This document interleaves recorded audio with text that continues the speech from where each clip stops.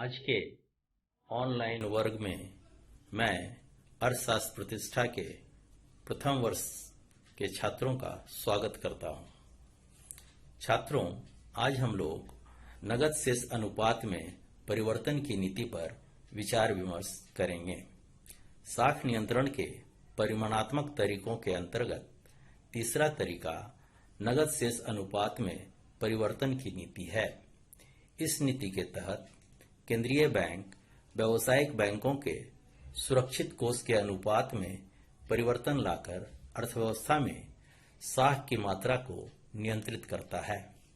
हम सभी जानते हैं कि व्यावसायिक बैंकों को अपने कुल जमा का एक निश्चित प्रतिशत हिस्सा केंद्रीय बैंक में सुरक्षित कोष के रूप में रखना पड़ता है। इसके बाद जो रकम शेष बच जाती है, उसी के आधार पर साख का सृजन व्यावसायिक बैंकों के द्वारा किया जाता है। जब केंद्रीय बैंक व्यावसायिक बैंकों के सुरक्षित कोष के अनुपात में वृद्धि कर देती है, तो व्यावसायिक बैंकों को अपने नगद कोष से उस अतिरिक्त राशि को केंद्रीय बैंक के खाते में जमा करना पड़ता है। परिणामतः व्यावसायिक बैंकों के नगद कोष की मात्रा घट जाती है और उनकी साख सृजन की शक्ति घट जाती है। इससे अर्थव्यवस्था में साख मुद्रा का संकुचन होने लगता है। इसके विपरीत जब साख की मात्रा को बढ़ाना होता है, तो केंद्रीय बैंक व्यावसायिक बैंकों के सुरक्षित कोष के अनुपात में कमी ला देती है, जिसके चलते व्यावसायिक बैंकों के नगद कोष में वृद्धि हो जाती है और साख सृजन की शक्ति उनकी बढ़ जाती है। फलतः अर्थव्यवस्था में साख मुद्रा का प्रसार होने लगता है। इस तरह व्यावसायिक बैंकों के सुरक्षित कोष के अनुपात में कमी अथवा वृद्धि करके केंद्रीय बैंक अर्थव्यवस्था में साख मुद्रा की मात्रा को नियंत्रित करता है। अब हम लोग साख नियंत्रण के गुणात्मक तरीकों पर विचार करेंगे।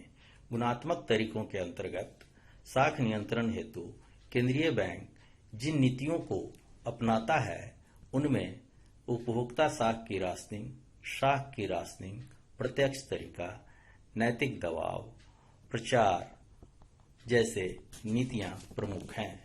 अब एक एक कर हम लोग इन विधियों का व्याख्या करेंगे। साख की राशनिंग के तहत केंद्रीय बैंक व्यावसायिक बैंकों को निर्देश देता है कि वह किन किन व्यक्तियों को किन किन कार्यों के लिए कौन कौन सी जमानतों पर ऋण प्रदान कर सकते हैं। इस प्रकार ऋण देने में कई प्रकार के प्रतिबंध लग जाते हैं, जिससे ऋण की मात्रा कम हो जाती है और साथ ही साख मुद्रा के निर्माण में कमी होने लगती है। इस प्रकार केंद्रीय बैंक व्यावसायिक बैंकों और व्यापारियों के लिए ऋण का राशनिंग यानी कोटा निर्धारित कर देती है। प्रत्यक्ष तरीका के अंतर्गत केंद्रीय बैंक के निर्देशानुसार यदि व्यावसायिक बैंक निर्धारित साख नीति का पालन नहीं करता है, तो केंद्रीय बैंक उस विशेष व्यावसायिक बैंक के विरुद्ध जबरदस्ती कर सकता है और उसके बैंकिंग संबंधी कार्यों में अनेक प्रकार की कठिनाइयां उत्पन्न कर सकता है, जैसे उसके बिलों को भुनाने से इनकार करना, उसे ऋण उपलब्ध नहीं कराना, उसे जुर्माना वसूल करना आदि आदि। कभी कभी तो बैंक केंद्रीय व्यावसायिक बैंकों के बैंकिंग अधिकार को भी छीन लेती है।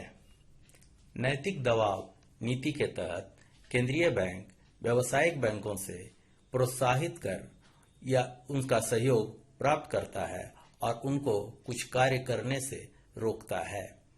यह तरीका भी एक तरह से प्रत्यक्ष क्रिया की तरह ही है, लेकिन इस तरीका में किसी प्रकार का भय व्यावसायिक बैंकों को केंद्रीय बैंक नहीं दिखाता है, बल्कि एक तरह से सोचने समझने के आधार पर सलाह दी जाती है कि उनके द्वारा साख निर्माण की नीति का क्या दुष्परिणाम अर्थव्यवस्था पर पड़ेगा।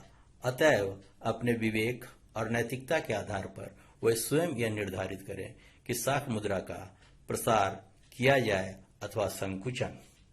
उपभोक्ता साख की राशनिंग कभी कभी केंद्रीय बैंक के द्वारा देश में उपभोग की वस्तुओं के क्रय के लिए जो ऋण दिए जाते हैं उसे नियंत्रित करने की कोशिश की जाती है।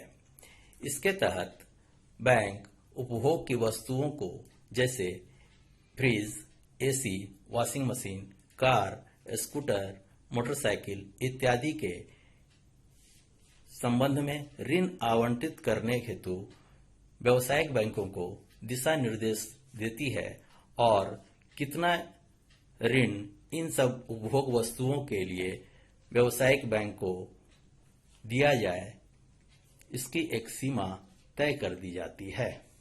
इसी तय सीमा के अंतर्गत व्यावसायिक बैंक लोगों को या उपभोक्ताओं को ऋण उपलब्ध कराती है।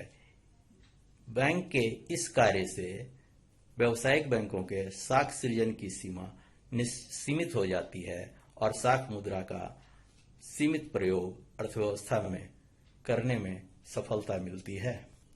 प्रचार।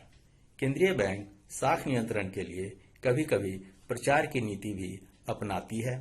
इसके लिए वह रेडियो, समाचार पत्रों, टेलीविजन जैसे संचार माध्यमों का सहयोग लेती है।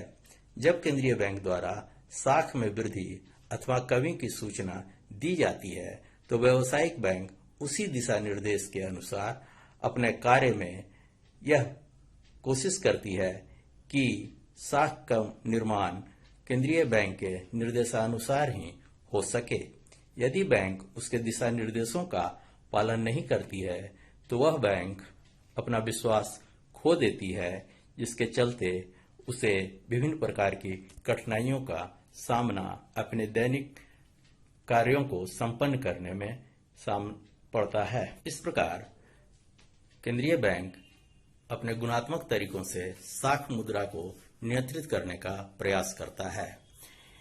गुणात्मक और परिमाणात्मक तरीकों में उचित सामंजस्य स्थापित करने के पश्चात ही किसी भी देश के केंद्रीय बैंक अपने देश की अर्थव्यवस्था में साख मुद्रा को नियंत्रित करता है। इन दोनों में से किसी एक के प्रयोग से साख मुद्रा का नियंत्रण संभव नहीं है। अतः परिमाणात्मक तरीका और गुणात्मक तरीका दोनों के बीच सामंजस्य स्थापित होना आवश्यक है, तभी अर्थव्यवस्था में आवश्यकता अनुसार साख का नियंत्रण किया जा सकता है। धन्यवाद।